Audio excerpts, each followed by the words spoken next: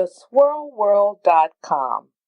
Podcast episode 133. The Swirl World. Interracial. Diverse. Beautiful.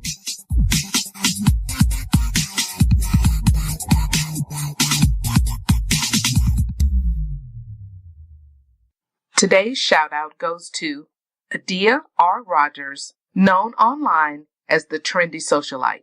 Adrienne is a marketer, social media maven, experienced event host, speaker, and webinar and workshop facilitator.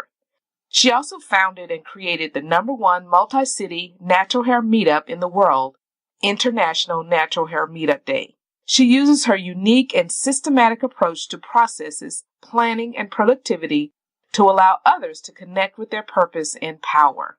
As the Trendy Socialite, Adrienne believes her calling is to help, empower, and encourage others to develop and pursue their passions, whether it's natural hair advocacy, leadership lessons, or instructions in etiquette.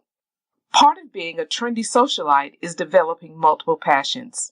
Adrienne happens to love natural hair, fashion, helping others build their brands, leadership, beauty, networking, charity, and those are just to name a few. You can find her online at adriennerogers.com and also at trendysocialite.com.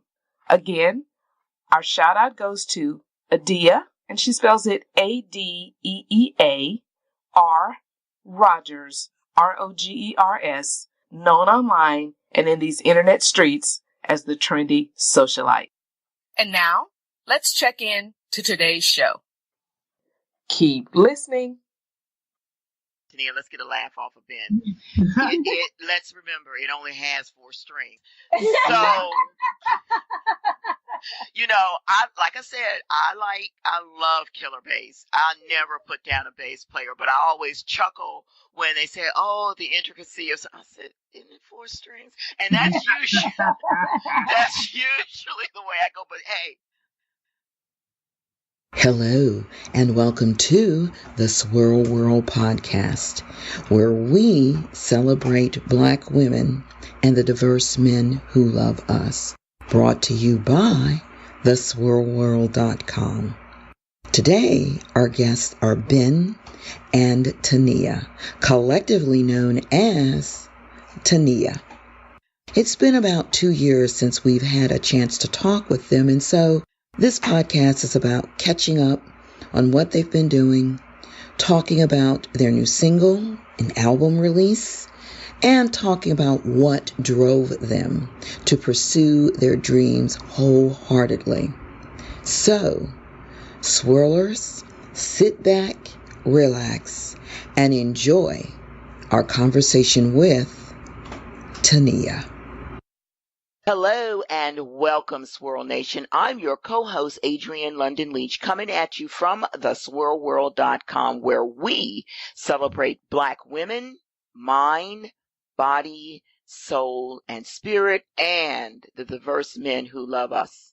Now, today, Swirl Nation, we are excited to have as our guests 2 rising stars of music, Ben and Teneia Eichelberger of Heart Society. Now, this is what some critics had to say. J.K. Oliver of Ear Candy magazine.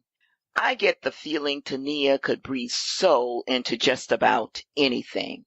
And Herman Snell of the Jackson Free Press has said, a cross between Anna DeFranco and Aretha Franklin.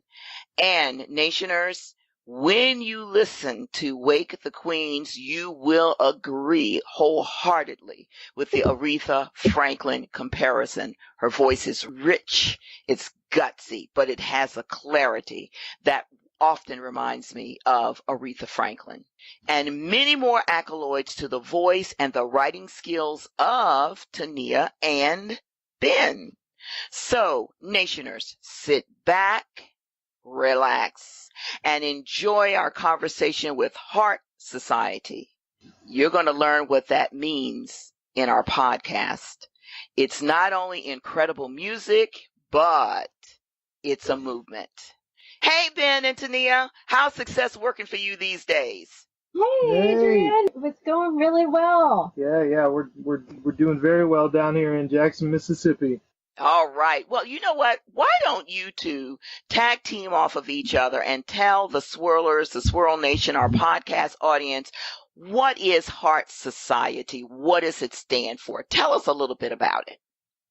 Yeah, so we started touring a few years ago under my name, Teneia, and at the shows, we were finding that we were reaching people in a way that we didn't expect. And so we were changing hearts and we were changing minds. And we were really bringing people together of all ages and all races.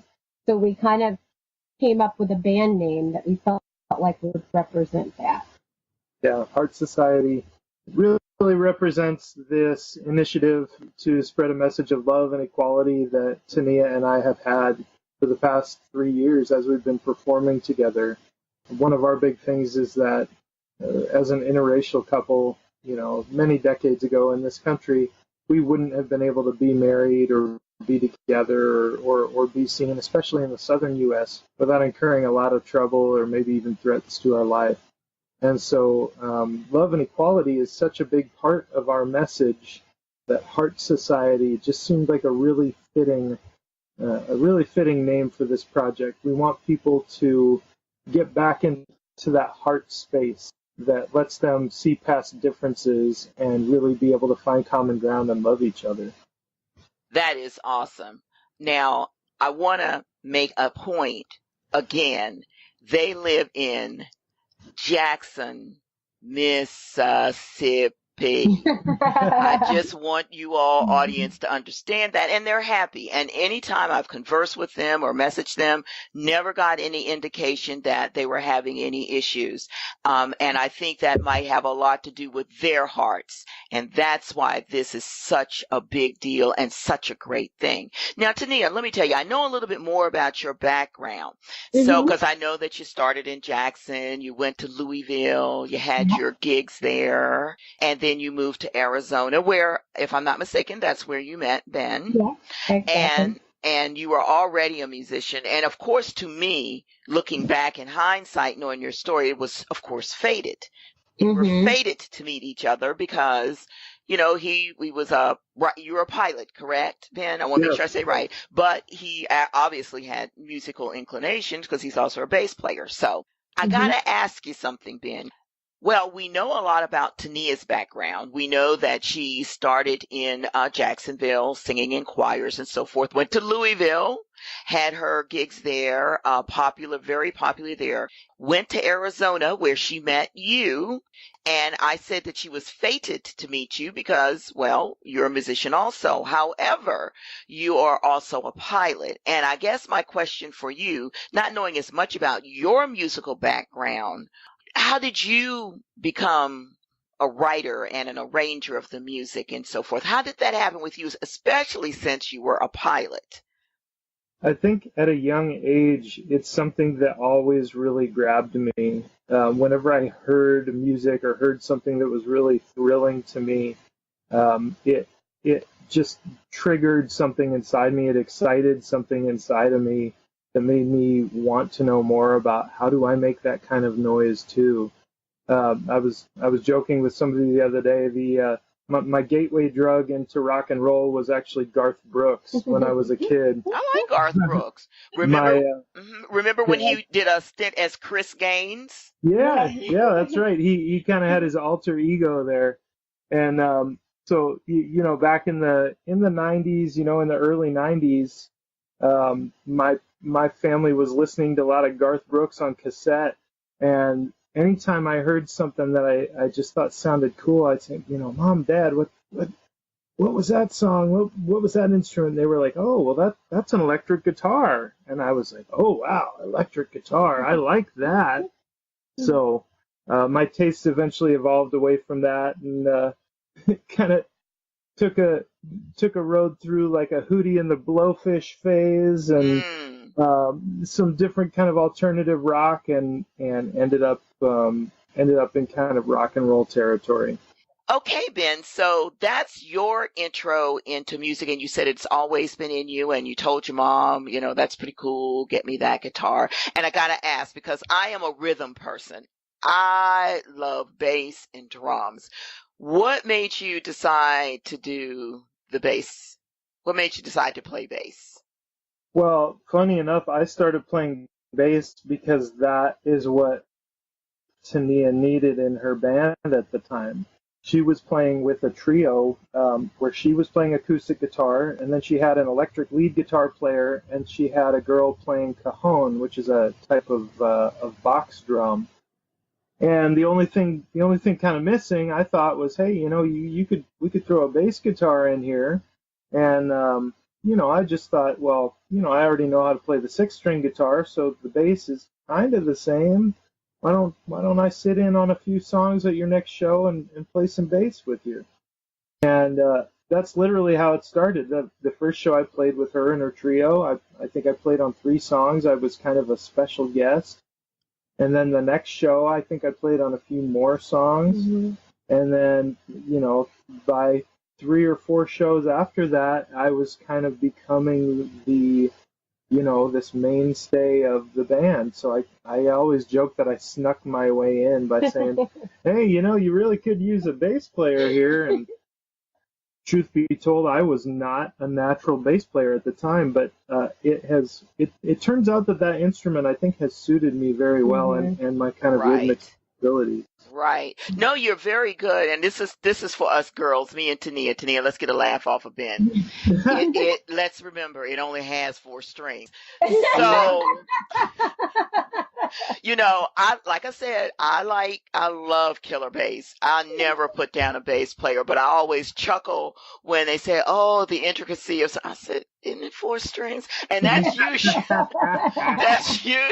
the way I go. But hey, you still have to have skills in playing any of those instruments. And obviously both of you have incredible skill, which, by the way, I wanted to segue into this. Heart Society has meant everything to you. And I know part of your journey has been putting 100% in. Just like Ben said, hey, I'm not going to pilot anymore. I'm going to go full time with my wife, as being a musician. You had already made that decision, and you guys went full blast on this.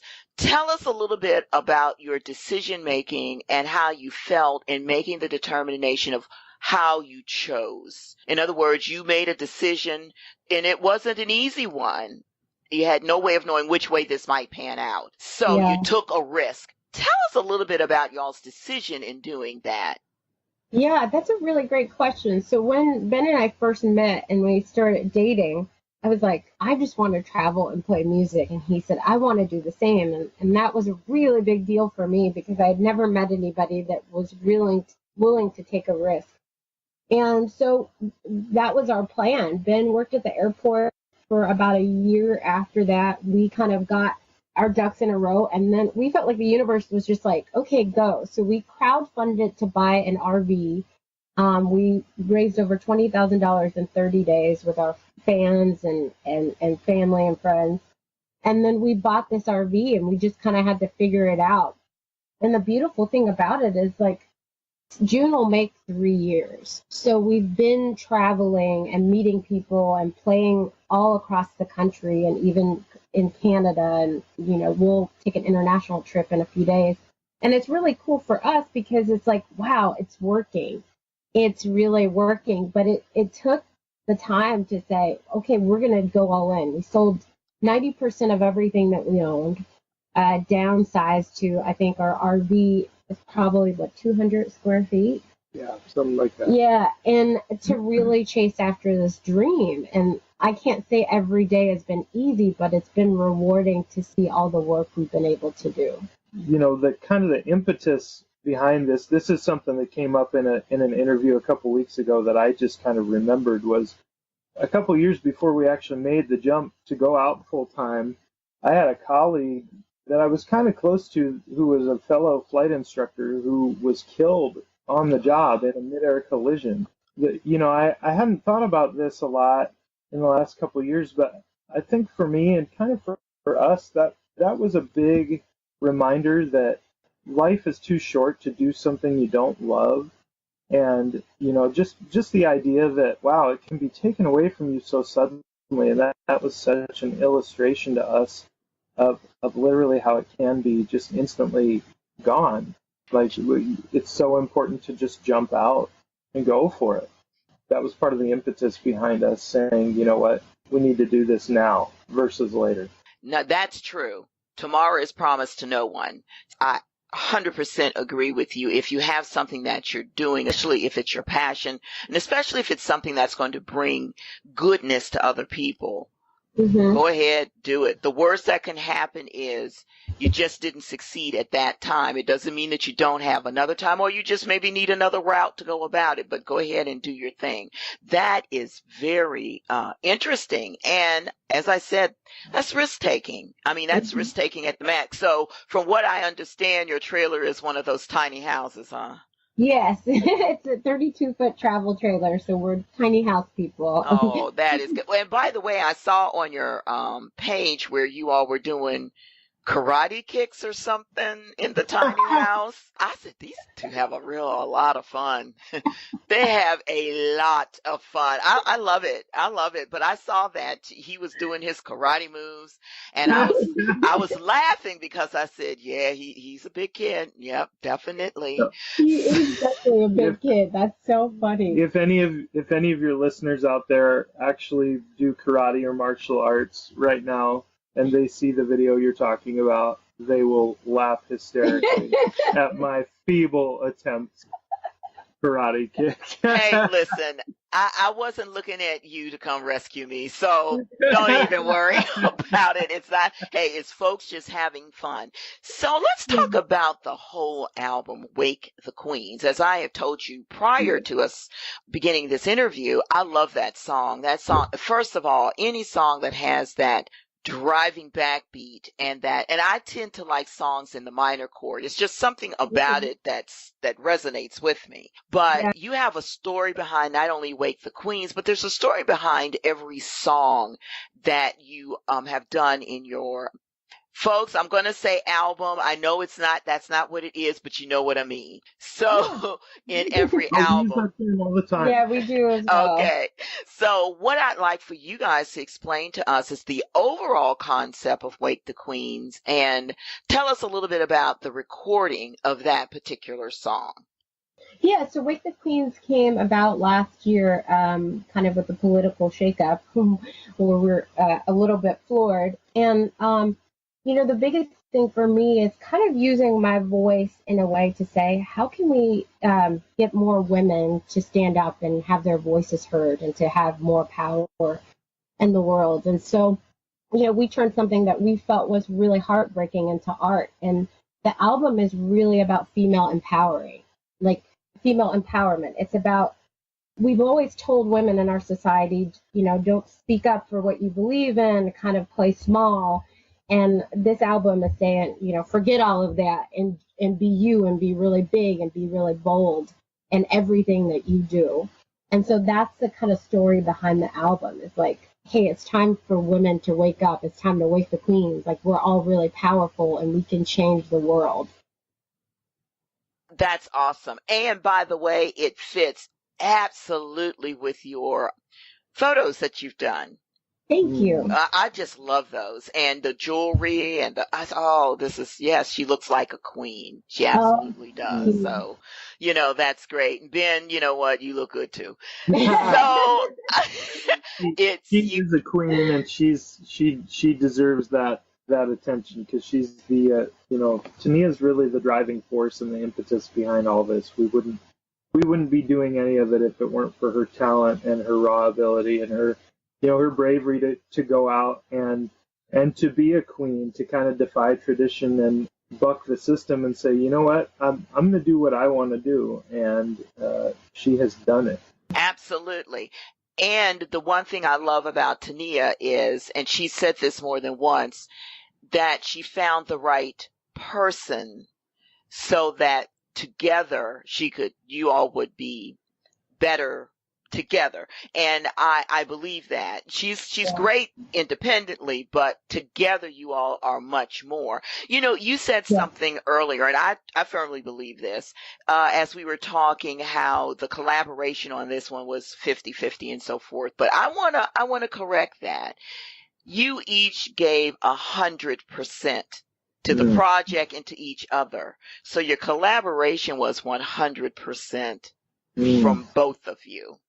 Thank you. So, Thank you and that's how it works. You each gave everything that you had for the other to make sure that this project worked. And I'm telling you, it's going to work because that album is hot. It is off the hook. Audience, if you don't listen to anything else, which you should, but if you don't, listen to Wake the Queens.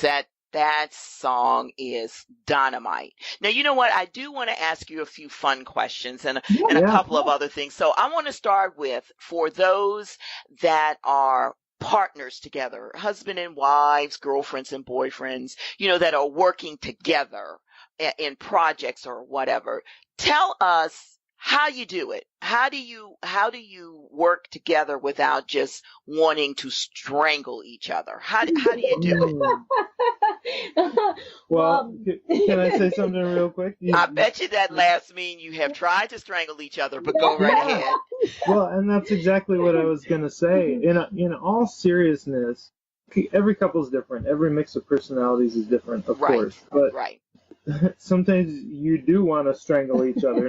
We're not talking about literally committing violence or laying hands upon each other, but sometimes like that does happen. And so I think part of what we'd like to be able to do in our position is to encourage couples, if they engage in business ventures together, to not feel bad about how hard that can be at times. We don't want to sugarcoat it. We want to paint a realistic picture of the fact that it can be a lot of strain on your relationship to try and draw that line between business time and personal time, and to separate those things, because honestly, if you're in it together and it's your livelihood and it's kind of do or die, it's really hard to separate those things.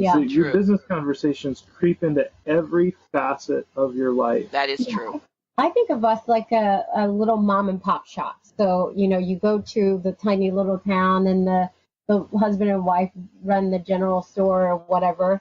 Like, that's what we're doing. We're just doing it in a different way, kind of a more modernized, like tiny house, traveling around, with a message kind of thing. But the biggest thing for us is we've had to learn, we've had to learn how to communicate better. We've done counseling. That worked really well for us to kind of figure it out.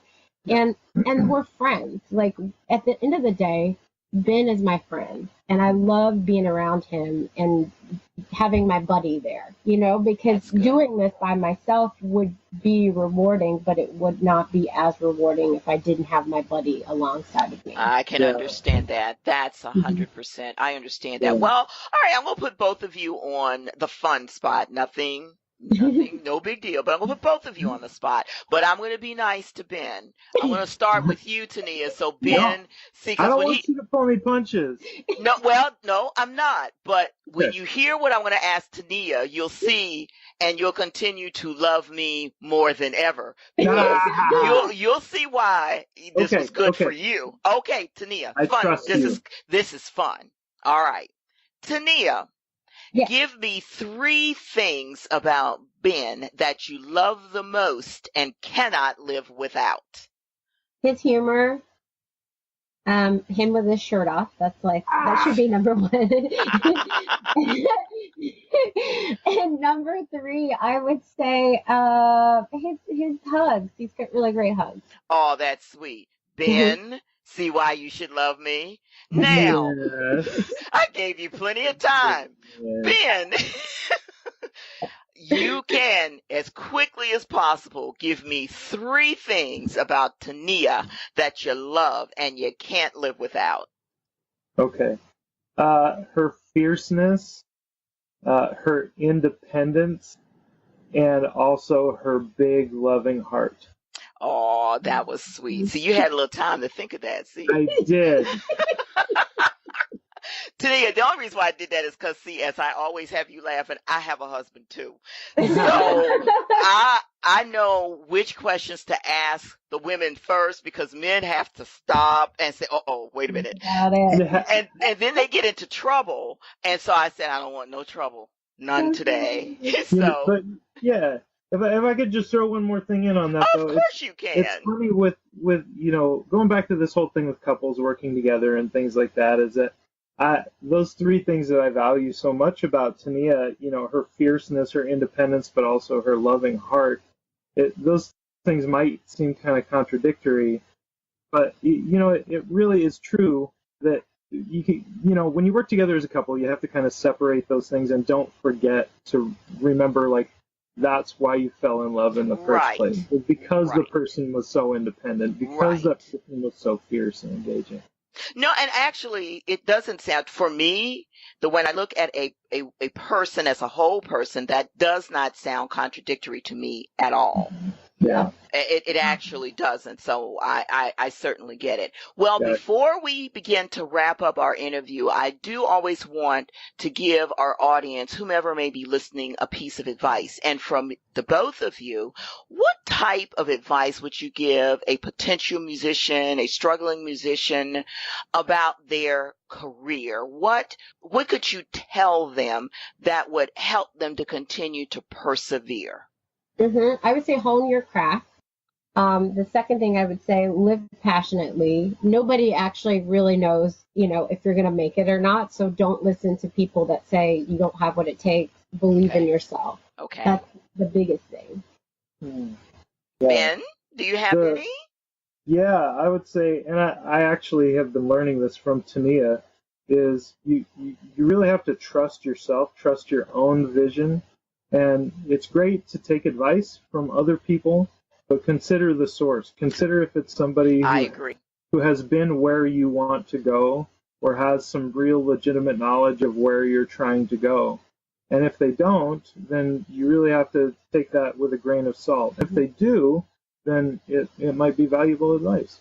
Absolutely. I agree. I think all of your advice is exactly on point. Now, we don't want to close out without you both, whomever wants to do it. And by the way, Teneia, as I was looking at the information that you sent me about you guys, I chuckled again, because when it comes to getting all of the dates and all the package and stuff, it's Ben's information down there. Contact him. And I laughed. I said, I like Teneia. She's smart. Yeah, you do that. So, Ben, I'm addressing this to you. Oh. Give us, I know I've already told our nationers that they can find you on Facebook under Heart Society, but could you tell us a couple of your venues and also tell us how, or the audience, how they can actually purchase tickets or find out the dates that if they should choose to want to come and listen to you live? Right. Everything, in this day and age, a great place to go is our Facebook page. So it's facebook.com/Heart Society Music.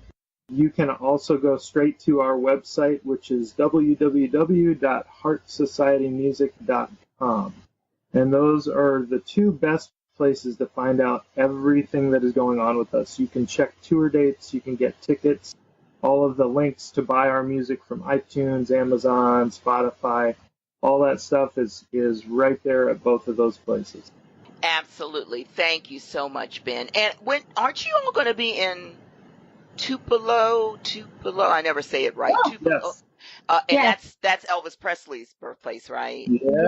Yeah. We'll be playing in Tupelo on the 17th of February. Oh, wonderful. But aren't you guys sold out in New Orleans? Yeah.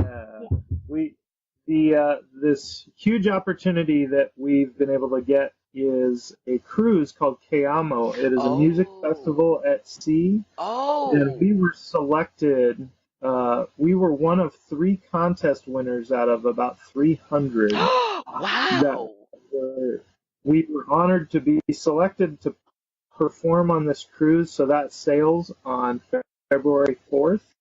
And we're going to be playing with Grammy Award winner John Prine. We're going to be playing with Brandy Carlisle, Patty Griffin, Sean Mullins. I mean, the list goes on and on. So it's basically a music festival on the cruise ship for 7 days, and we get to kick it off, and we get to play a few times and meet some of my songwriting heroes. So I'm really, really stoked about it. Oh, I know that's going to be great. I mean, you are going to be like doing some lives, aren't you?